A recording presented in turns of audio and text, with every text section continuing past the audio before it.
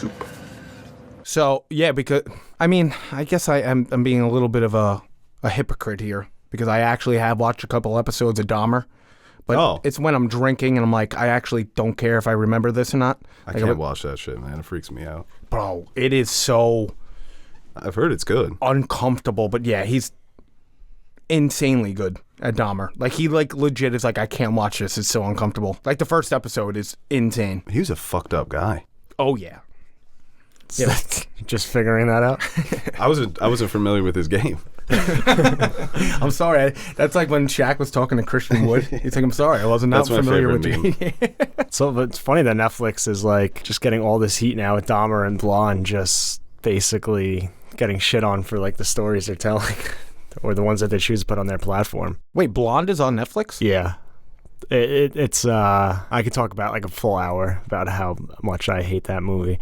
I gave it 2 stars on Letterboxd like right after because I'm like, because like it looks good and I kind of like some of like the stylistic and technical aspects of it, but if I actually can go back and change my score, I'd probably give it like a 0.5 star. It just sits with me and it's like you already ate it and it's bad. But like now it's in your stomach and it's wreaking havoc. It's food poisoning. Yeah. You can't get it out? Oh, yeah. I was thinking more constipation. Oh, okay. That's a good one too. I'm sorry, I'm a little rusty. It's been a little while on the mic. Fine. I only know that one scene that the with the baby? The baby. that honestly, like, I wish I never saw that. It was just, what the fuck is this? And she never even had an abortion in real life, right? It's something where like with Spencer, they took a real life character and you kind of changed the perspective and made it something that's not usually like how biopics are presented in more of a horror movie. And like that's like a cool idea in principle, but to completely just take the liberties they did with this person's life, it is fucking egregious. I like how it wasn't presented as a normal biopic. Like it's some like surrealist aspects and some horror things. Like that's cool and all. Like change up the biopic, but don't change like the whole person's life to make a movie. And I think the biggest thing, and we can move on with this, is like the quote unquote message it's trying to say is like basically the way I guess people perceive famous people and distort what their perception of them, and that's exactly what they did in this movie, which is ridiculous. The 2 things I just take away from it, and I didn't even see yet. 1, I heard DiMaggio. Is that true? Does DiMaggio hit her? I looked that up after because like it's Jolton Joe. Like he no way. Like they're making shit up left and right. But now it happened. He beat her? I think so. Yeah. So. Wow. And 2, they should have had Dustin from Stranger Things voice that baby. That would have been hilarious. Like trying to sell her like Verizon Fios. I was wondering if you would have do the voice. I wanted to, but yeah, we'll cut that out. Hello, everybody. Welcome back to another episode of the Nerd Soup Podcast. I'm back.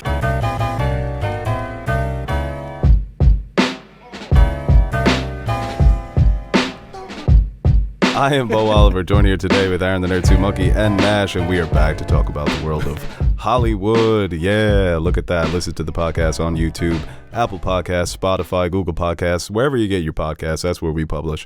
And follow us on social media at Nerd Soup, at Bo Soup, at Nerd Soup Monkey, and at Anthony JQ Nash.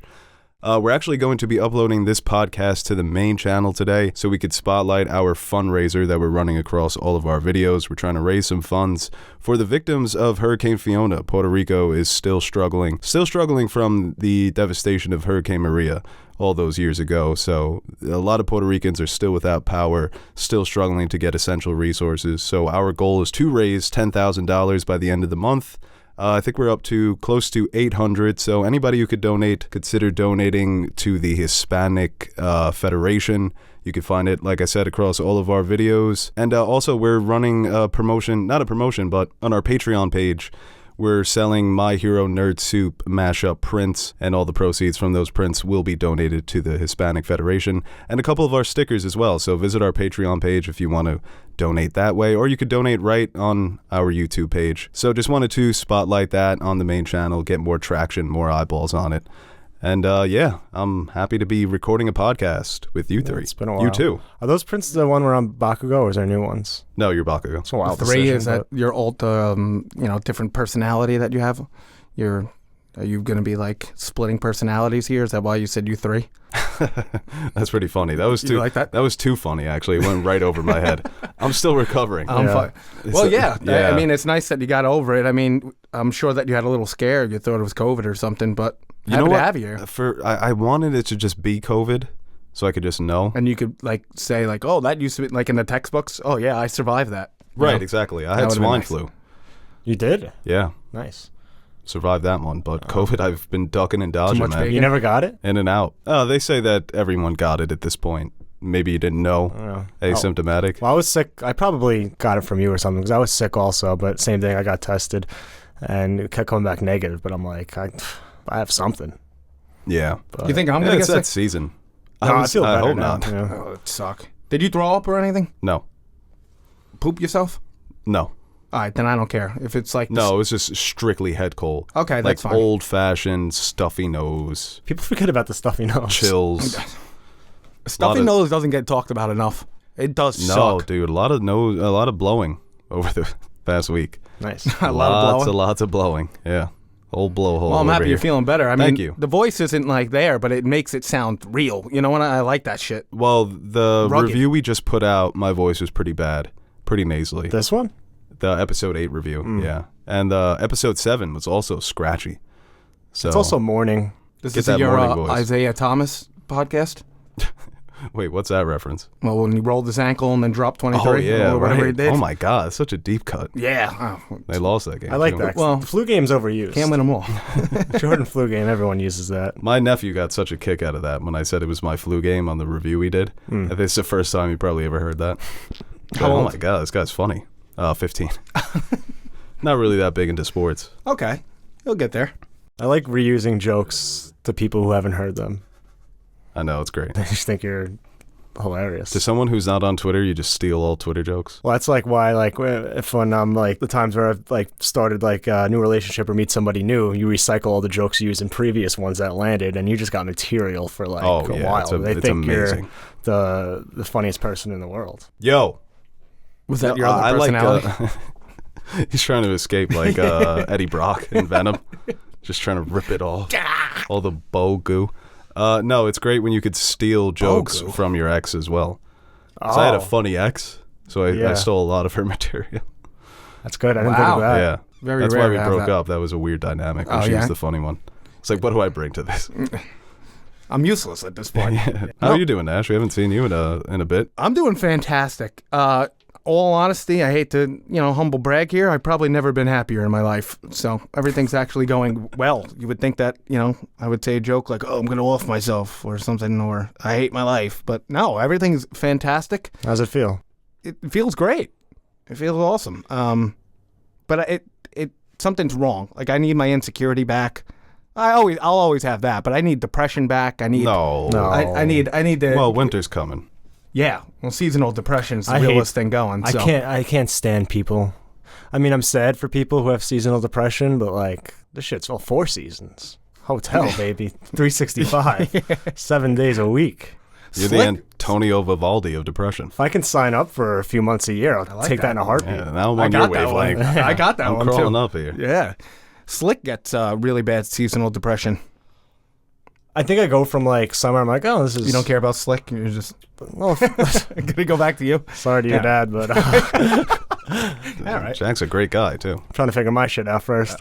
I think I go from like summer, like fall, like I'm like, oh, at least it's nice out. And then I think it gets like a little bit worse when the winter comes, but it's all like the same. I would sign up for 6 months. The fall sucks though because like in the morning it's like -6 degrees. Then the day goes on and it's nice. You can get the tough fit on. Like you're looking good. You're like, yeah, the plaid, the pumpkin yeah. picking, Yeah. boyfriend looking, shirts. And then again, it just gets freezing. And it just gets dark very quick. And I hate that. I don't like this. Yeah, What? it's the darkness. Kid's got a girlfriend, getting new jobs, got fall fits. Tough fits. He's got tough fits. Tough. You should be happy, man. The Jets are 3-2.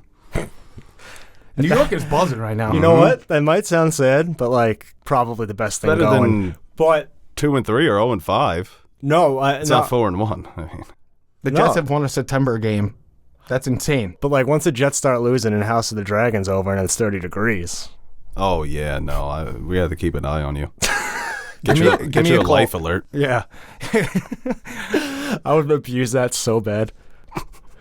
What, a life alert? Yeah, I'm really sad. I can really use a Baconator right now. Boop, boop, boop, boop.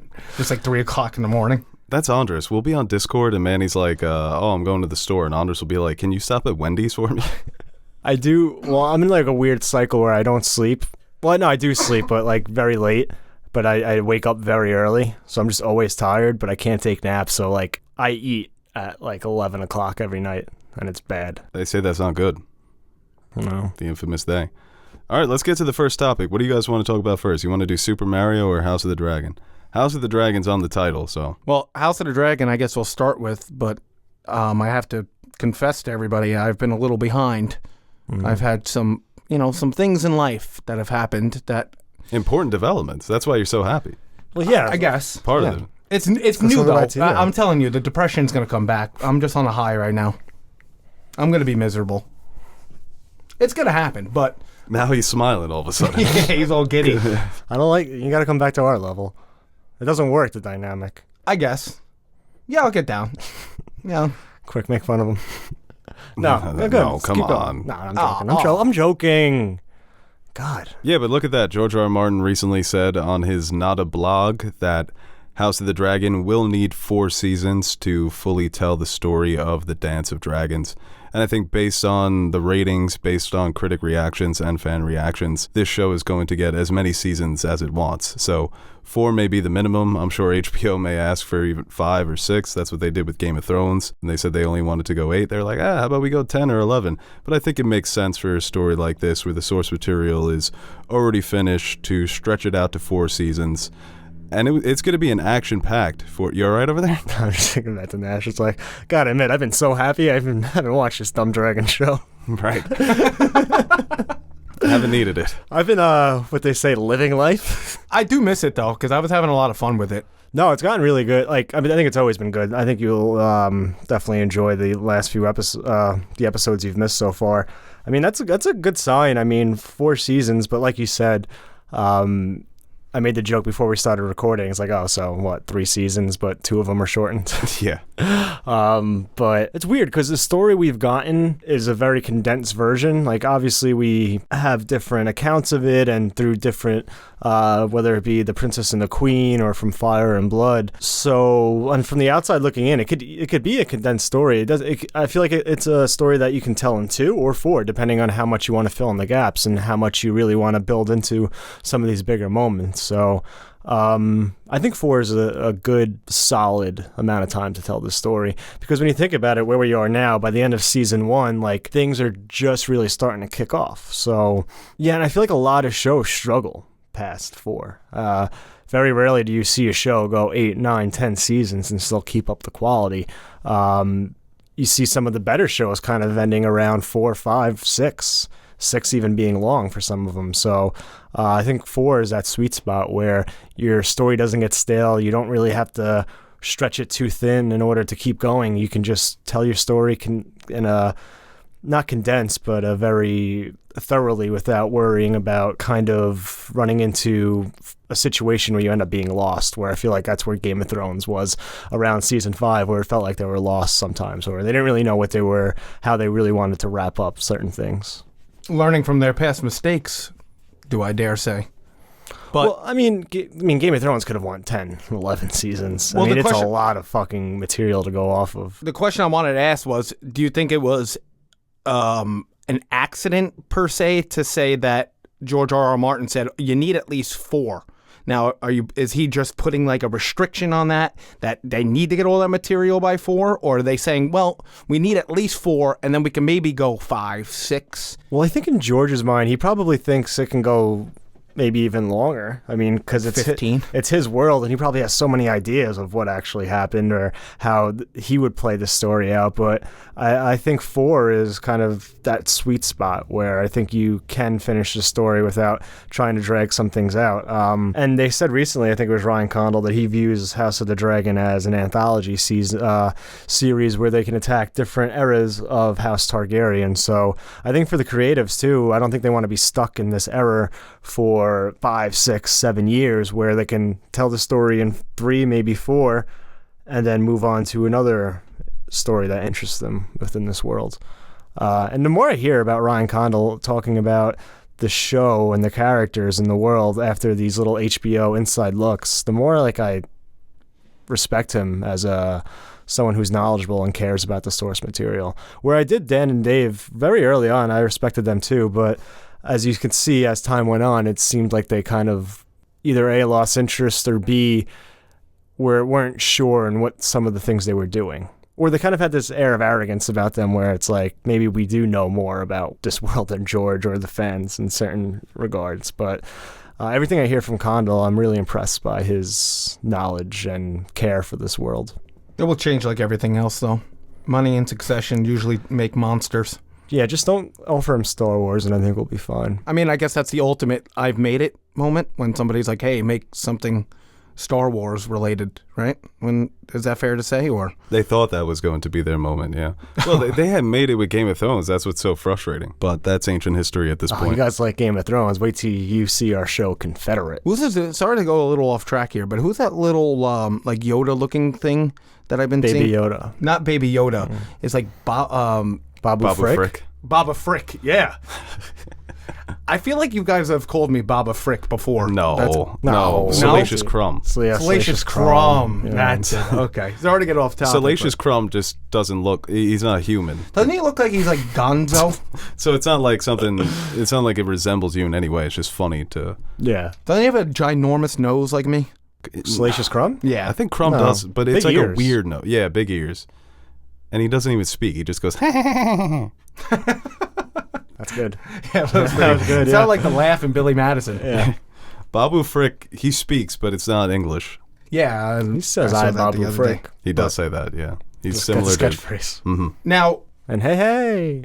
Right, yeah, when he showed up at the end there. This is probably going to be a stupid question, and a lot of the listeners are probably going to roll their eyes and be like, what a fat idiot from Long Island. So you self-sabotage yourself. The misery's back, but I'm back on the mic, so it feels good. That's usually Teddy gets those comments. So is there enough time you're not fat. Oh, well, thank you for 50% of that. Is there enough? I forgot what else you said about. Oh, I guess it's 33%. Yeah. Is there enough time in 4 seasons to get to, I guess that their end game would to try and pick up where the timeline in the original Game of Thrones started? Is that what they're trying to do? Is there enough time to get there? Isn't it like? No, it's too far away. It's too far? I think in the books, the Civil War goes on for 2 years. So 2 years over the course of, I guess now 3 seasons. Okay. If we're kind of starting, if the dance is going to be starting in episode 9, because we're there. We're about to enter the Civil War, which is going to be really fun, just based on that preview. And I think, for fans to sit through 4 seasons of a show like this, everyone keeps saying, oh, who am I supposed to root for? Everyone's so complex. Everyone's so gray. It's only going to get more complicated as the war starts to play out and these characters are pushed up against the wall and forced to make certain decisions. When you're backed into a corner, sometimes you betray your instincts and you betray who you actually are. So it's going to be a lot for fans. I think there's going to be a lot of mental anguish over the course of these next few seasons. I wonder where they'll go after. As much as I want to see Aegon's Conquest, like, how does that work as a show? I don't think they should do Aegon's Conquest. I think that certain Aegon parts just going of around Westeros just burning people, like, that's fun. That's cool to see, like, once or twice, but, like, played by Kanye West. I don't know if it's something you can like stretch out for multiple seasons. It may be a nice little limited series, but some things should be kept a mystery. I think Aegon's Conquest, for Aegon, his legacy was made because it was a perfect opportunity for him to, they managed to hatch these dragons and conquer this disparate land, unite all these kingdoms. So that's cool. And all the Targaryens are always trying to live up to his legacy and to his name. So I think you could sort of just keep that a mystery. Also knowing, like, we know the Targaryens, he starts the dynasty. I mean, there's a little bit of problems with Dorne, and, there are certain cool moments that happen, like the king who knelt, and you have Harrenhal, but at the end of the day, like, what's the big moment there? Him just being like, oh, cool. I have Westeros now. Have the dragons been letting it go, or no? They've been kind of chilling? There's been some fun moments of people claiming dragons, people bonding with their new dragons, but we're going to start to see that. We'll probably get some dragon action in these last 2 episodes. What's the coolest thing about this season? Save, I guess, at the Stepstones, which wasn't really even a battle. Like, what's been the big action moment? There hasn't really been one. I mean, it's probably the Stepstones, yeah. It's been basically carried on character dynamics and relationships and politicking. Like, that's... and. You could argue it's better than the first season of Game of Thrones at this point.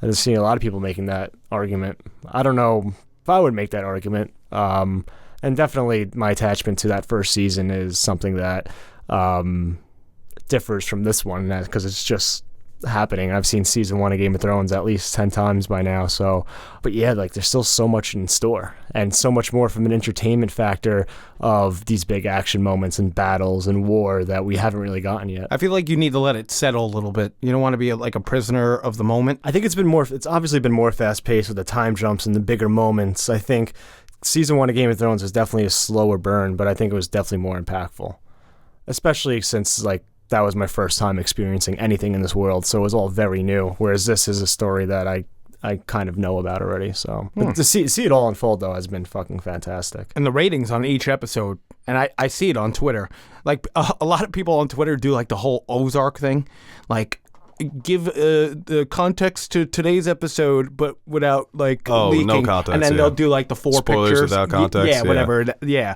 So I'm like, fuck, like, I want to not look at that, but at the same time, it's like, And those spoil everything. Anyone with half a brain could put together those dots.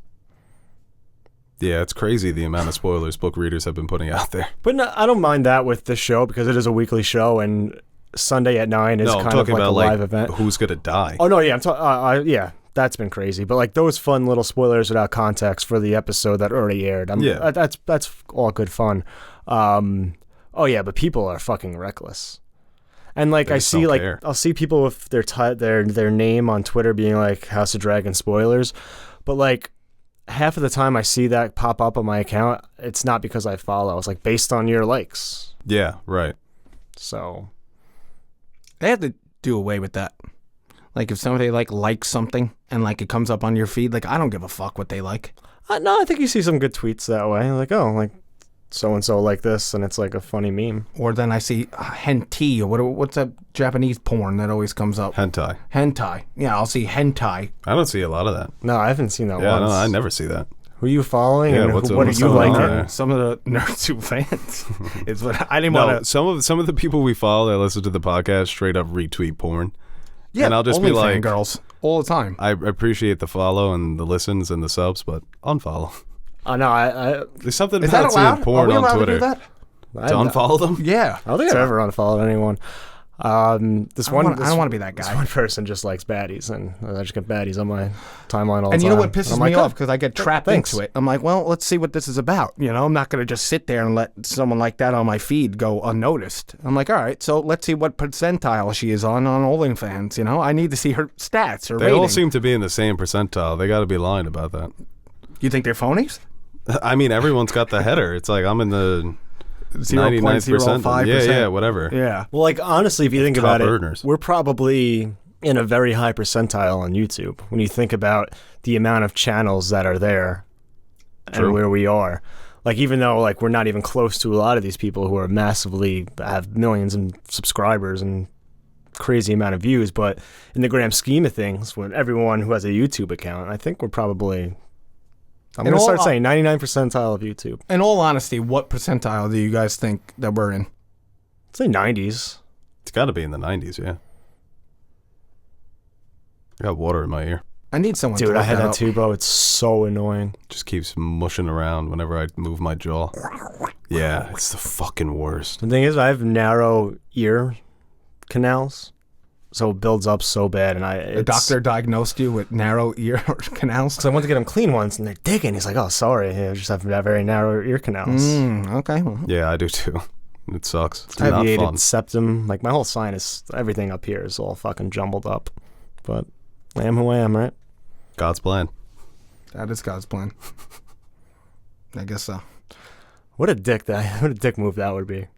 If that was his plan, it's like, oh, I'm just gonna make it hard for him to breathe and earwax build up. You're like a pug. Like an American bulldog. That should have been your character. That would have been funny. Yeah. The nerd suit pug. Not too late to change. If I just showed up as a different character. You gonna do a character change?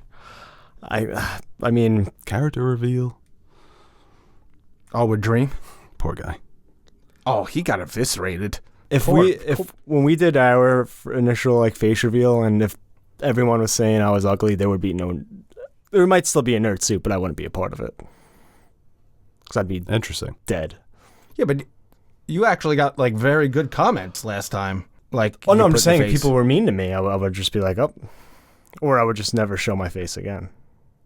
Yeah, but again, it's God's plan. You gotta play with the cards you got.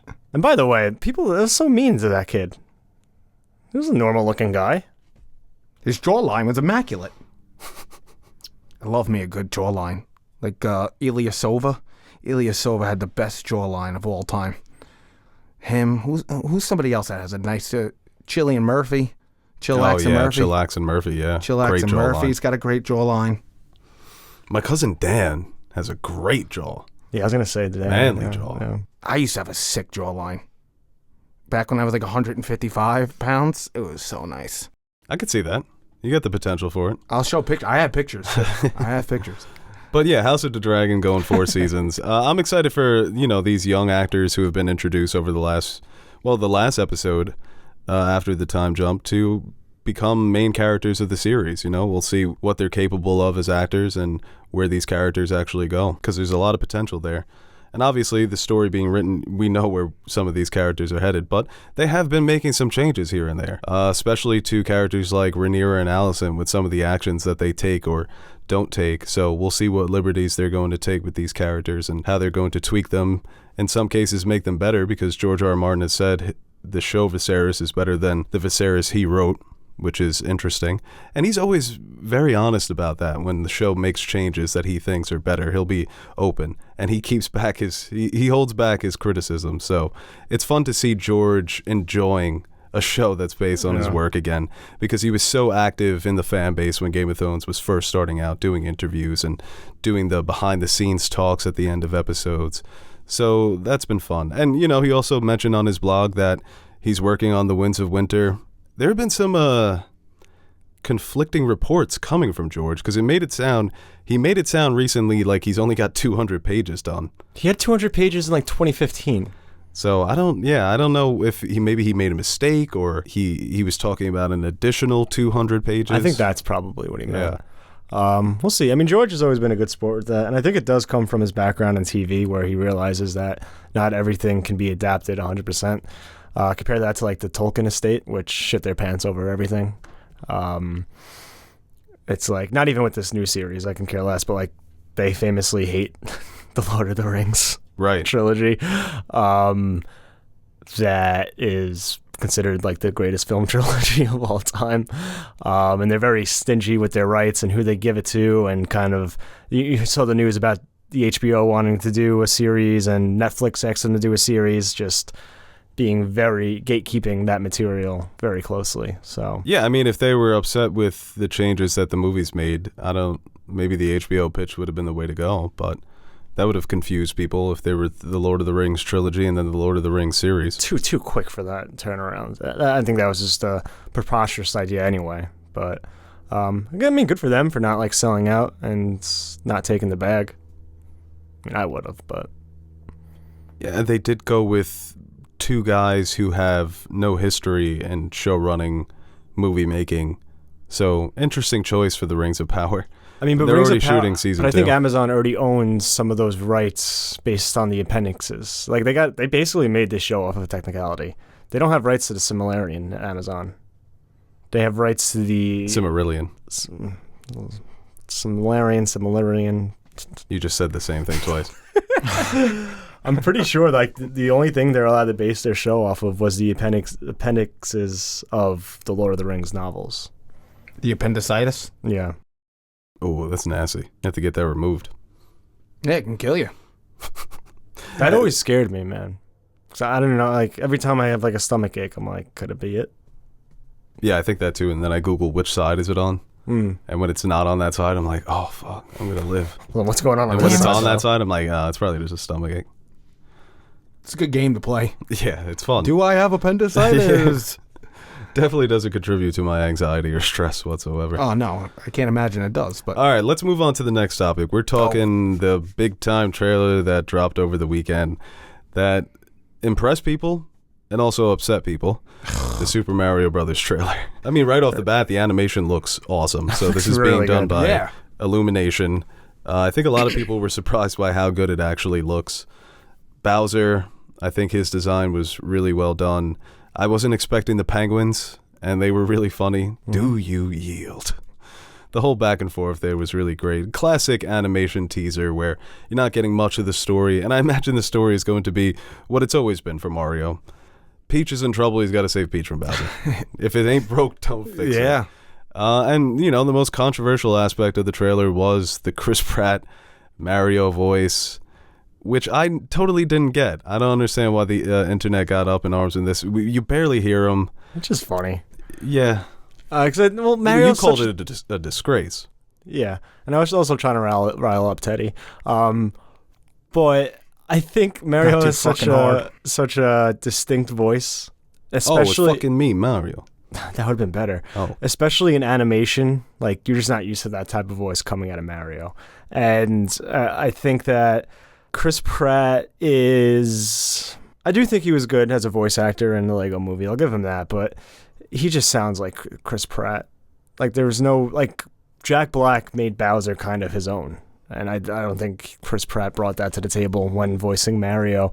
I don't think it's going to ruin the movie for me, but it's just a bit jarring seeing just a regular voice come out of Mario's mouth. Yeah, but when do you really hear Mario speak in like complete sentences? Like that's all he goes in.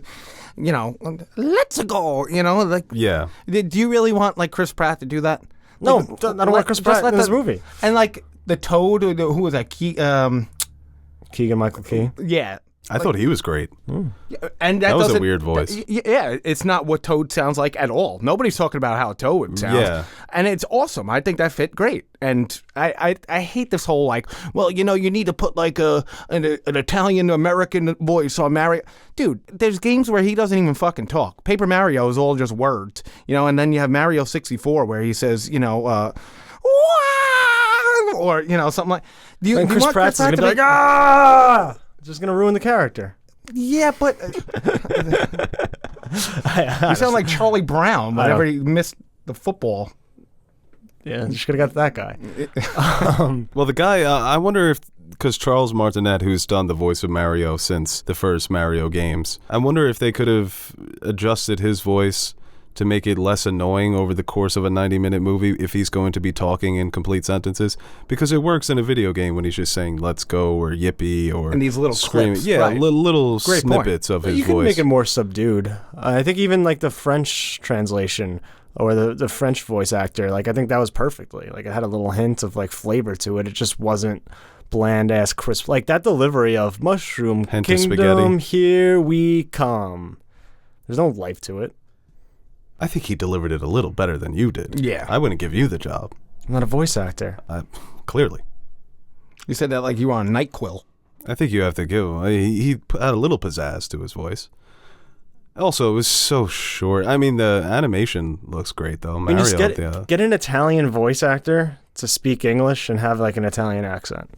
I think that's fine. What, you want Paulie Walnuts to go there? No, not American Italian. I don't want... Oh! I've never met a person from Italy. Really? I don't know if they exist.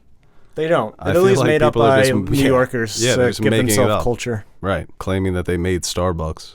So, like, again, what, My Super stepdad's Mario? Italian and my mom's half. I can say these things. Oh, okay. Yeah. Super Mario, you want him to have like a Jersey Shore accent or something like that? Like, No, I said like an actual but again, I like Bo's point is fantastic. An actual You Italian. don't want to hear this guy like, I'm a Super Kingdom, but let's go. The whole, do you Yes, want I that do. the whole time? No, that would get. I did see a video of No, him but, like, doing the fluff- voice, and it was more laid back, Yeah. more conversational. Maybe they could have done that. Or Like they could have Furio done the from The professional. Sopranos. You know, he just has an Italian accent, but he speaks English. Yeah, but you don't even know when Mario was born in Italy. He's from the old country. I absolutely love Charlie Day as Luigi. That is like... But it's going to be the same thing. It's going to be Charlie Day. Yeah, but that's perfsect because Charlie Day gives Charlie off that Day would like... be a better Mario, and Chris Pratt would be a better Luigi. Well, Luigi comes off as he comes off as like always scared or always just like he's very emotional. A haunted mansion. Yeah, and Charlie Day just comes off as just very emotional Skittish, and everything. nervous. Yeah, yes, perfect. High pitched voice. Yeah, I think he'll be. I think he's going to be solid as Luigi. Perfect. We only got a couple of yelps from him, but I'm looking out for Yoshi. I don't think Yoshi needs a voice actor. You could just still do the Yoshi voice. Hi.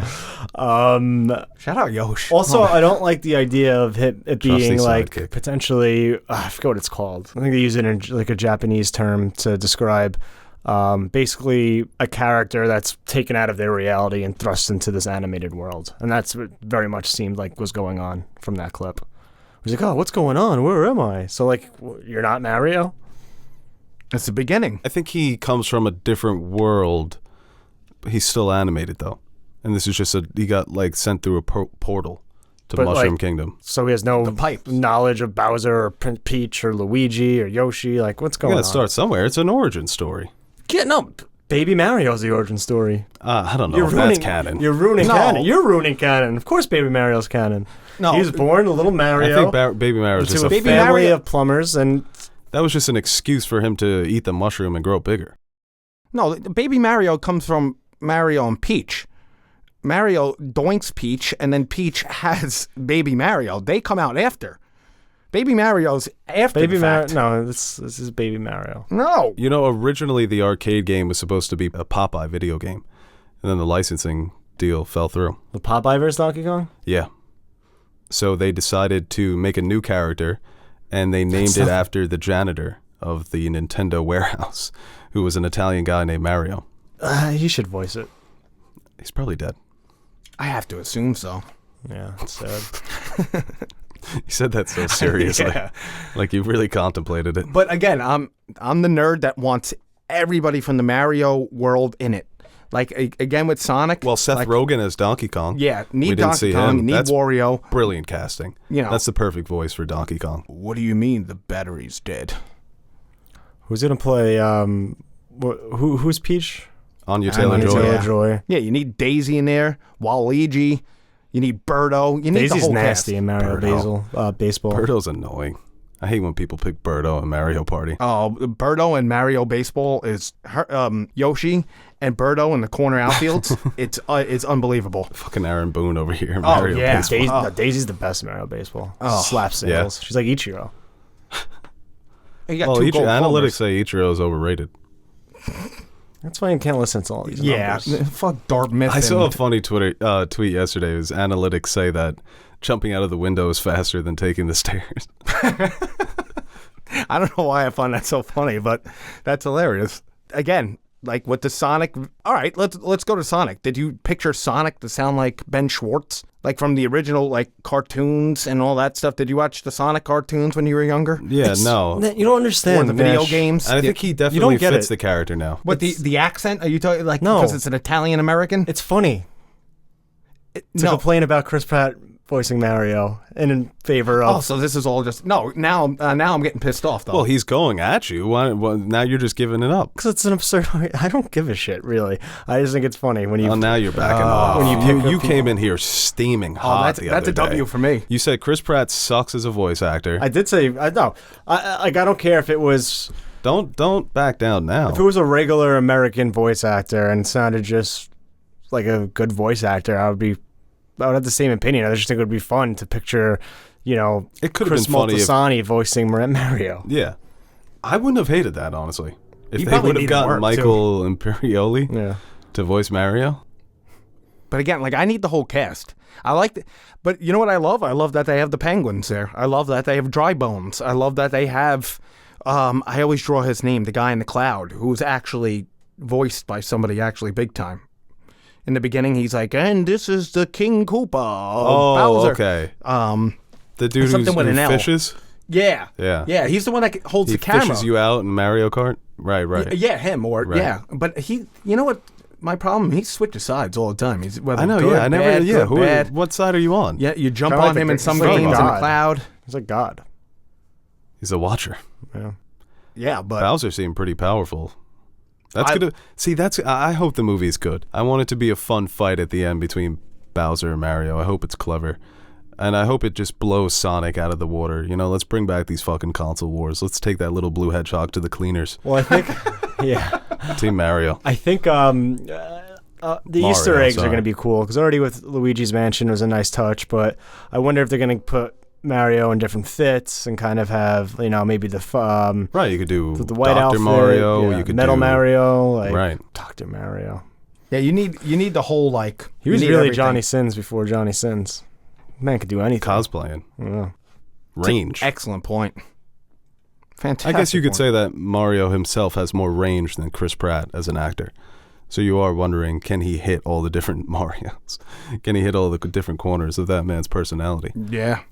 That's But, another excellent point. That's why you sign up. That's why you get into show business, right? To prove that you can do that. So we'll see. And he added fuel to the fire by saying something wrong about when I was, younger. I used to jump on the Goombas or something like that. The Koopas, and you couldn't do that or something. I don't even know. Yeah, he messed. Yeah, and messed they it had up. the comparative video with Ben Schwartz, Yep. where he was referencing deep cuts. I used to have my Game Gear, and when Sonic came out, side scrollers were never that fast. Just the terminology, you could tell that he was an actual nerd. Yeah. Well, Chris Pratt was also getting, said his voice is going to be like something never heard before in the Mario universe. He's not wrong. He's not wrong. Yeah, no, Yeah. just a white guy. Mm-hmm. They should have got Sam Worthington to voice Mario. Just a guy from Wisconsin. They should have got J.K. Simmons. J.K. Okay. J.K. Rowling. Yeah. Oh, that'd have been wild. Maybe as Peach or Daisy. Oh man, J.K. Simmons would just be selling car insurance the whole time. See, also what I wanted to say. That's what I wanted to say before about the Penguins. It's funny that the Penguins are getting their revenge from everybody just dropping them off the baby penguin off in Super Mario 64. I mean, the penguin race was the best part of that game. Did you know to jump off and... I invented that. You were the one, you figured that out as a kid? Yeah. that and what Didn't have the internet back then, man. You just had to figure it out. Yeah. Yeah, and that's why I never knew, and stupid me, that in Wario Stadium and Mario Kart, you do that little jump in the beginning. Oh, right. I never knew that younger. When I There's saw so many- that, There's like, also throwing- jump on Rainbow Road that you can Yeah, do. Rainbow Road. Yeah, you can Mario just cut Tennis right for across. Waluigi. You just stand in front of the net, unbeatable. There's a lot of tricks to those old games. Oh, and Boo. Where's Boo? He'll be there. Yeah, who's going to be Boo? I imagine Boo maybe shows up during the Luigi's Mansion sequence. Yeah. I wonder if Luigi's Mansion is going to be a short film that runs before the actual movie. Like a nice 10-minute, 15-minute short like Disney movies used to do, Pixar movies. That game was fantastic. Luigi's Mansion? Right, Yeah. because I feel like Luigi's Mansion is good enough for its own movie. Let's not sleep on Luigi right here. Think Luigi's a leading man? He proved it in Luigi's Mansion. This is the big screen, though. This is cinema. Well, last time Mario was on the big screen, it was a fucking stanker. Yeah, Bob Hoskins is dead now. A Mario. So, Yeah, they didn't learn their lesson from just getting a normal guy to play Mario. John Leguizamo, huh? he's still kicking. All right, let's move on here to the news about Marvel. So, over the last few weeks, there's been a lot of stories about some production issues on Blade, that Mahershala Ali wasn't satisfied with the script. So, the director that was first attached to the movie is no longer attached, and they're looking for a new writer and director. And these movies have all been pushed back. So originally Blade was supposed to come out on November 3rd, 2023. It's been pushed back to September 6th, 2024. And we also didn't talk about this, Deadpool 3. It's being pushed back from September 6th, 2024 to November 8th, 2024. And that will be starring Ryan Reynolds as Deadpool and Hugh Jackman as Wolverine. Yeah. So, something we didn't get to talk about on the pod. I got to give Hugh time to let those steroids kick in. Yeah. And Fantastic Four is also being pushed back from November 8th 2024 to February 14th, 2025. And Secret Wars is moving from November 7th, 2025 to May 1st, 2026, which feels so far away for us to even be talking about it. But everything is being pushed back here, and it looks like it's stemming from the issues that they were having with Blade. And I think, Mahershala Ali was probably saying, I don't want to be in one of these stinker-ass superhero movies, because that stays with you for your entire career, man. Stinker-ass. Look at Catwoman, Halle Berry and Catwoman still answering questions about that movie. George Clooney's Batman and Robin still gets asked about it all the time. So you want to get these right. When you get it right, you become an icon, you become a legend. He's obviously already a big star, but when you get it wrong, it can be embarrassing. Yeah. So, little Marvel news. Wow, I would have never showed up if we were talking Marvel. Sorry. It seems like, at least they're doing the right thing and kind of realizing they have something bad on their hands before it's too late to make any adjustments. And I think when you get a star like Mahershala Ali, probably top 5 best actor working right now, if not the best. So like two-time Academy Award winner. I believe he has an Emmy, right? Not sure. I'll give him one anyway. 2-time Emmy winner. Congratulations. Congratulations. I gave him 2. Wow. You want to make sure that this is somebody, you do justice to the talent you have at your disposal and not waste him on some shitty ass movie. So yeah, I think like that's the right move to make. And I think especially lately with Marvel as a whole, when was I guess No Way Home was like the last time I was excited about anything Marvel, or something I actually like really, really enjoyed. And I think a lot of people are starting to maybe not lose faith, because it's still insanely popular and it's probably doing huge numbers on Disney Plus, but nothing has really moved the needle in terms of anything that can be considered one of their best projects lately. So, and people are looking forward to the Blade and a lot of those things that you just mentioned before. So it sucks that they're getting delayed and it feels like they need a win, but like, you do have Black Panther coming up later this year and some other projects I'm excited for, but this kind of sucks. But at least they're taking the time and making sure they're actually adequate instead of just rushing them out there, which I feel like a lot of the Disney Plus things in particular seems like they did with that. Yeah, the director who's leaving Blade, his name is Bassam Tariq. So they're going to have to find a new director. Apparently Ali wasn't satisfied with the script, and a lot of what they had shot just wasn't up to the quality that he envisioned for this movie. And he is an important character for the larger MCU. Obviously, the Wesley Snipes movies are movies that people still really enjoy to this day. You can make the case that they were really the first good superhero movies, or some of the first good superhero movies. So you're not only honoring the legacy of the comic book character, but you're honoring the legacy of the film character as well. And you want to get that right. So pushing it back, it's way better than staying the course, trying to rush it and putting out shit because you want to make money. So it seems like the MCU was full steam ahead for so many projects for these last few years. So taking some time may end up doing them some good. And the news with Wolverine coming back, with Hugh Jackman playing Wolverine, was obviously huge when it dropped. It's something that I'm not so thrilled about. It's not something that I need, but I'll be there to watch it. A lot of people disagreed with my tweet about it taking away some of that sentimental value that Logan has. It is what it is. It's sort of the same reason why I don't want Robert Downey Jr. to ever reappear, whether it's a multiverse or a flashback. There's something special about that being the last time he's on screen as the character.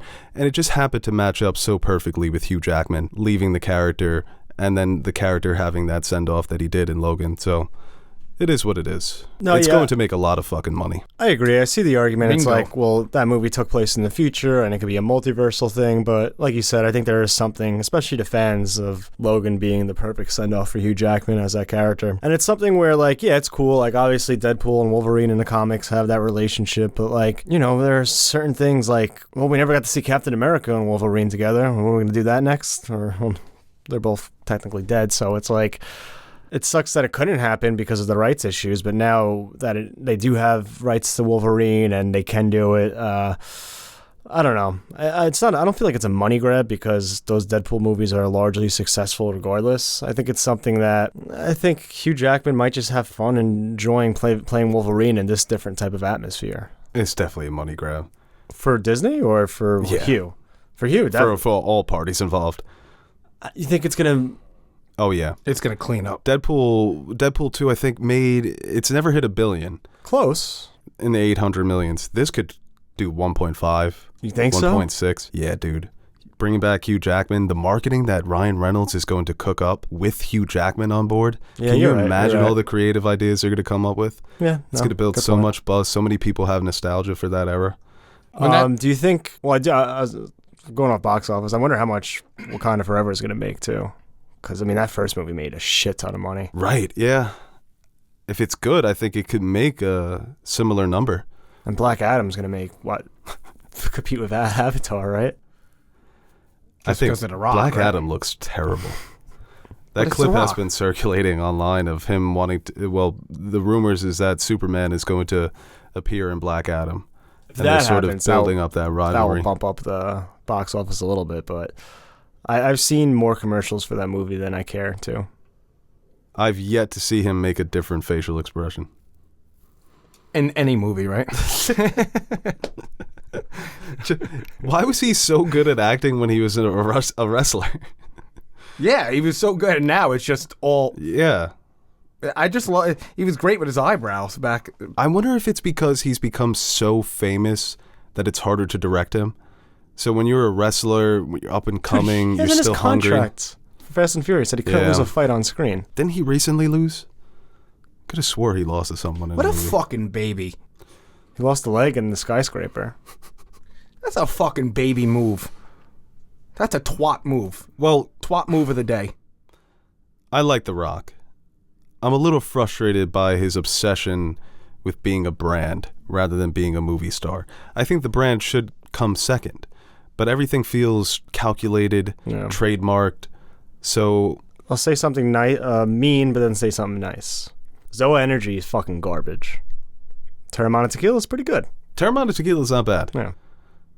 Although I want to try Lobos. What's that? Part of the Wolf Pack. That's LeBron's tequila. Yeah. Although Draymond punching Jordan Poole now, I don't know. Questionable Did association. you see that possibly he's going to the Lakers next year?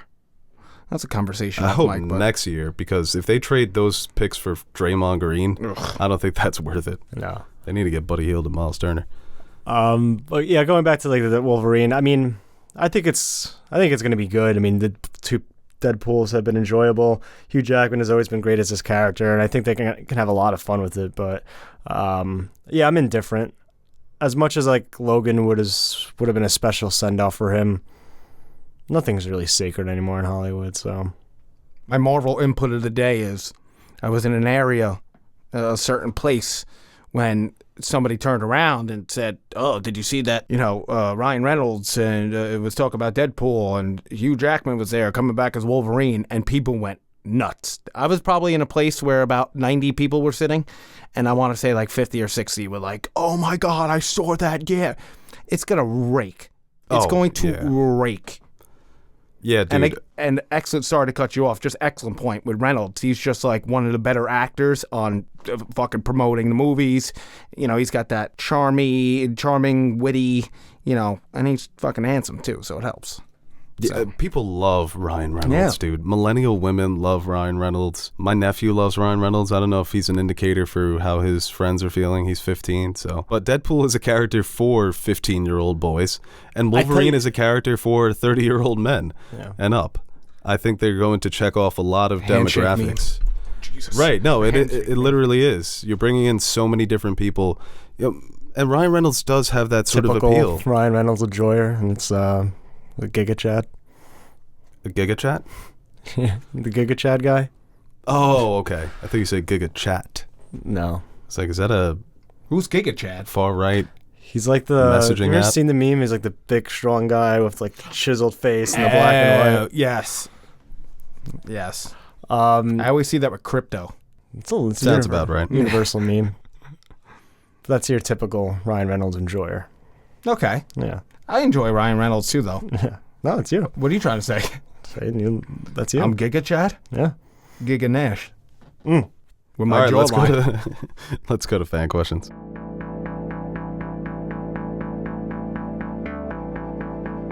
That's for the fan to decide. Yay! People you call up to the show, you better be ready. That's what you're supposed to do.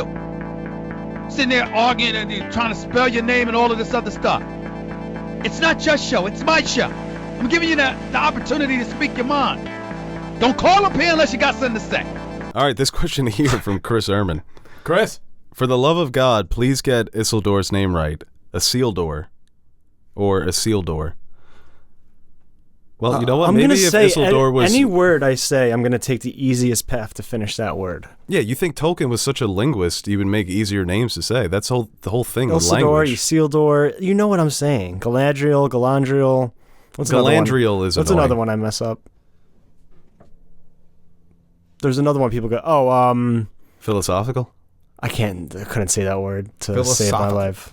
I could say philosophical, but if I had to read it off a script, I couldn't read it. Because it just looks weird.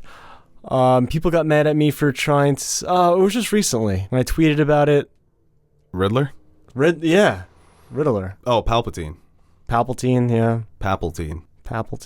Pulpatine. The Valerians and Valarians, I just didn't care at one point because syllables are hard for me. For people from the Northeast. Yeah, we have our own different, vocabulary. People don't understand that. Like Long Island. This question here from Thomas Lynn. Tom. Is Viserys' throne room entrance on the Mount Rushmore of Game of Thrones moments? For me, it is. It was a sick moment, man.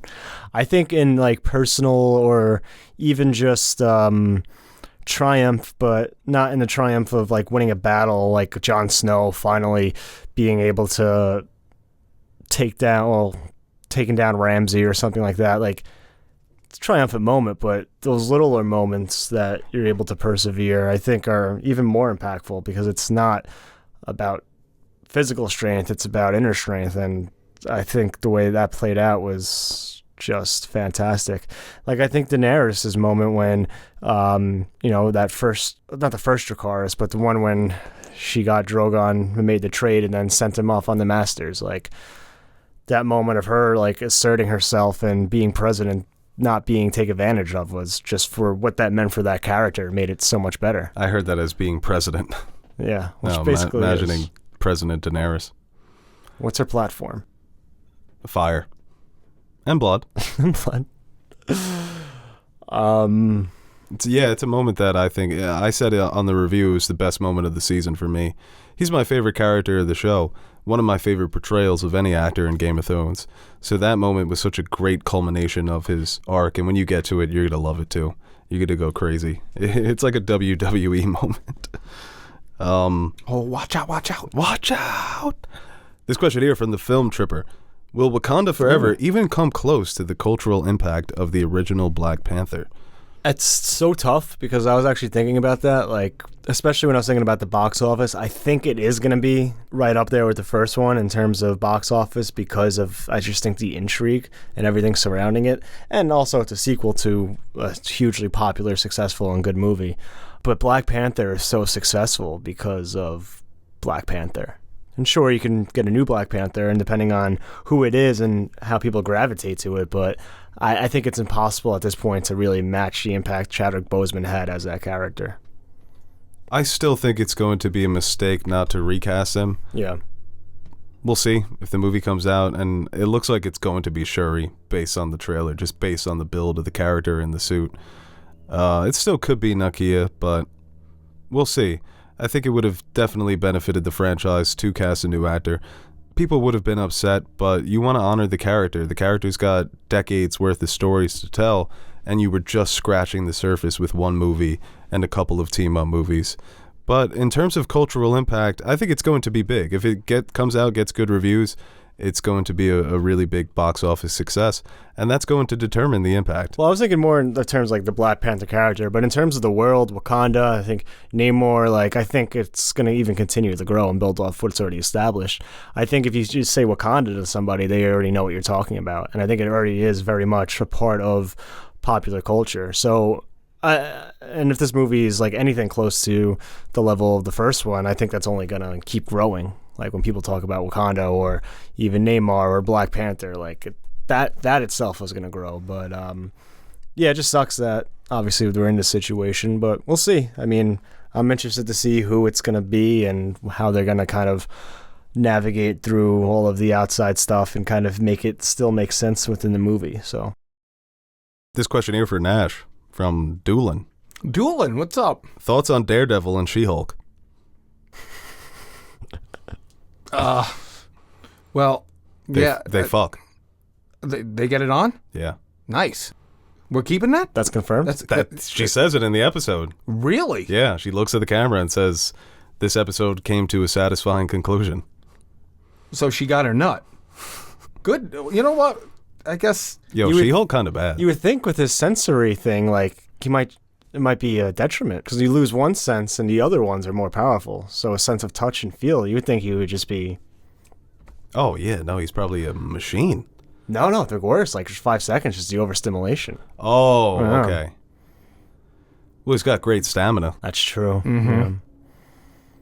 Yeah, and how long could he stay hard for? I don't think that has anything to do with Well, being that's a big blind. question. So yeah. I haven't been watching She-Hulk, but I did watch that episode for Daredevil. Mm-hmm. I thought it was cute. So what does he pull up on her and says, "Yo, what up, Jody?" Yeah. Yep. And then Yeah, basically. Honestly, basically. because I saw He like, just really just pulls up. I saw and the he's clip. Like, It's I'm like, Daredevil. damn, even I can see that ass. Ah. Don't even need Braille. well, good for her. That's good. Yeah, no, apparently one of the reoccurring bits in the show is that she can't get laid. Yeah. No, even that's though she's been- hot.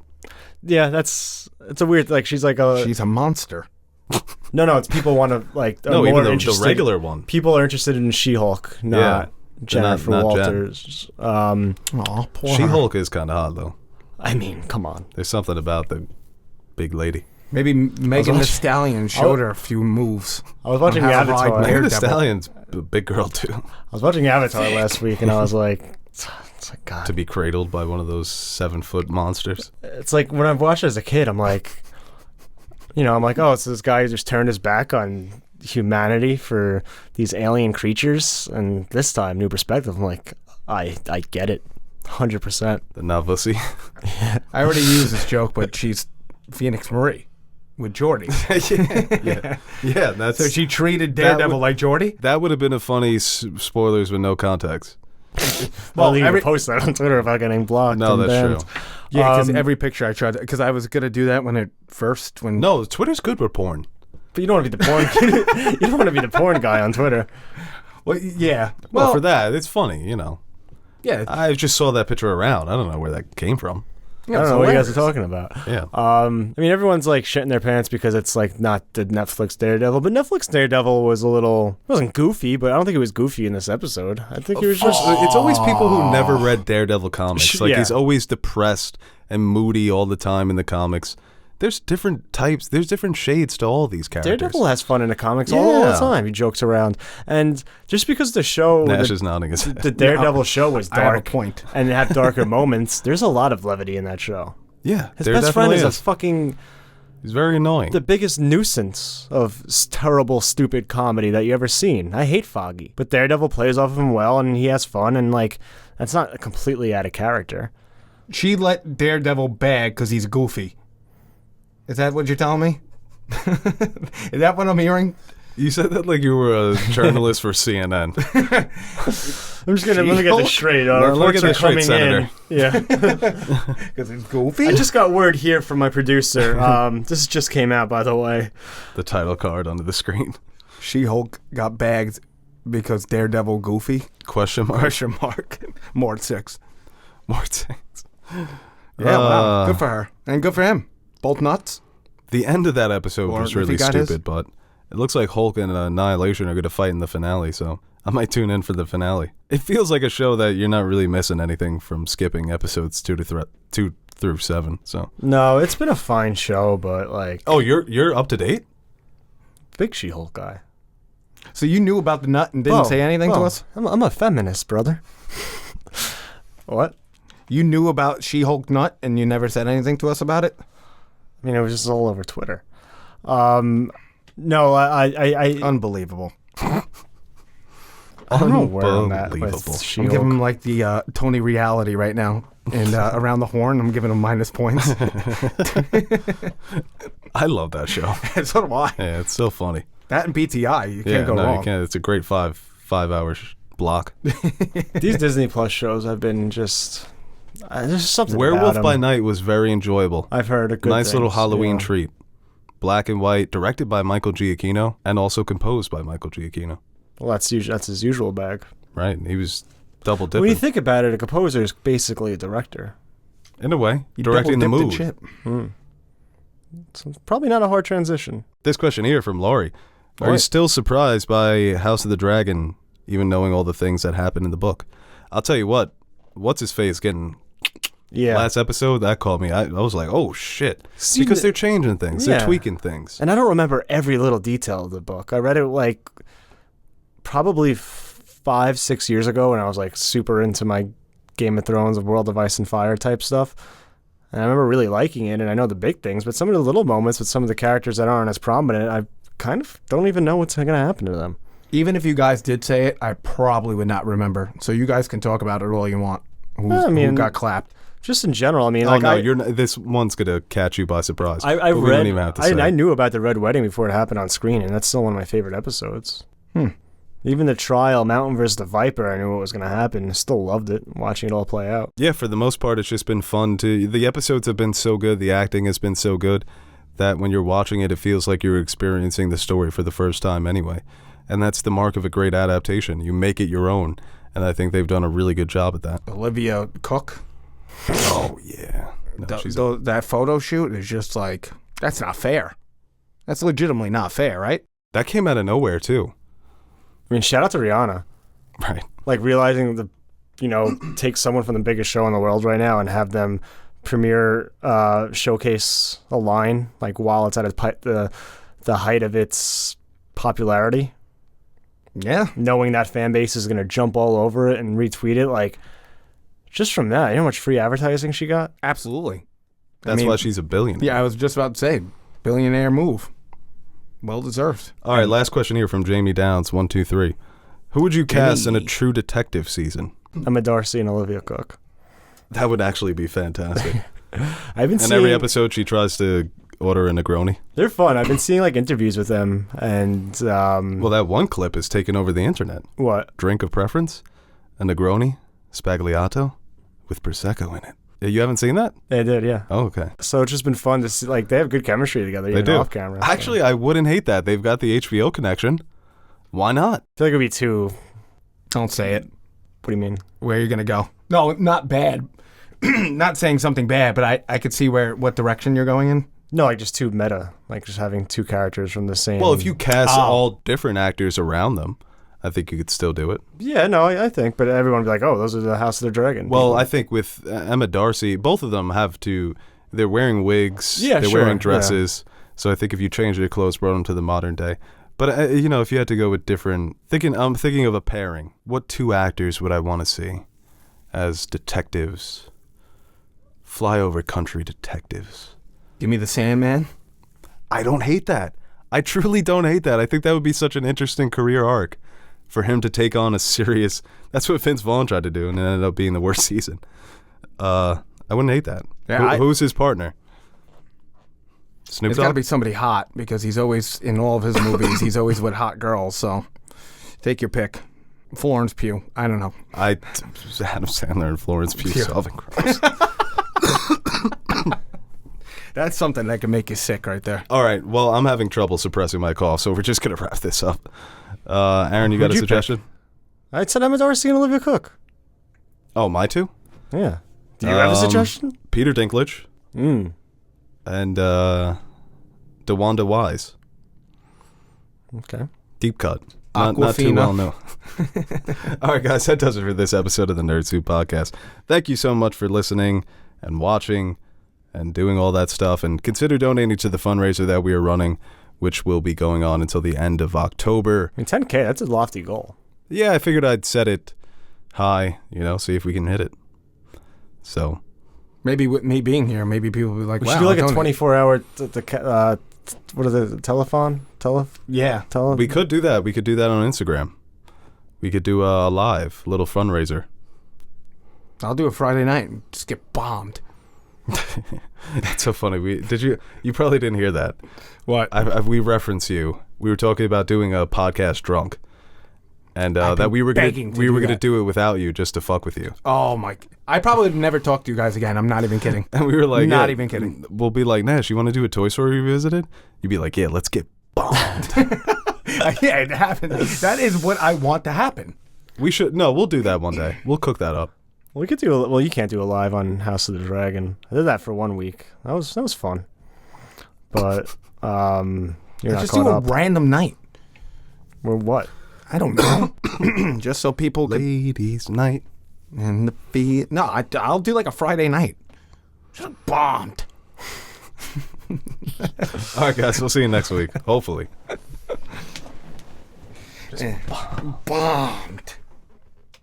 Danny fucking Burgers. Burgers. It would have Shake Shack right to the dugout. Wow, that was probably our best review yet. Hey guys, Aaron the Nerd Soup Monkey here with a brief shameless plug before we end the video. Do you ever feel like you don't have an adequate amount of nerd soup in your life? Like you're going to bed hungry and yearning for the nonsensical yet entertaining nutrients our podcasts provide? Well, we've come up with the perfect solution. The Nerd Soup Fan Question Podcasts, exclusively available to our Patreon supporters. You can sign up now by visiting patreon.com/nerdsoup, and for the price of only $1 per month, you'll receive exclusive access to our weekly podcast where we answer your questions that don't make it to the main show. And while you're there, you can check out the other rewards we offer to our patrons, like stickers, mugs, t-shirts, behind-the-scenes footage, and appearing in the credits at the end of our videos. And that's exactly what we're going to do right now. Roll the names of the nerds who make Nerd Soup possible. The reason why the crypto crash didn't send our lives spiraling down a black hole of no return. Alright, I'll stop talking so you can listen to this jazzy-ass music while checking if Bo spelt your name wrong in the credits.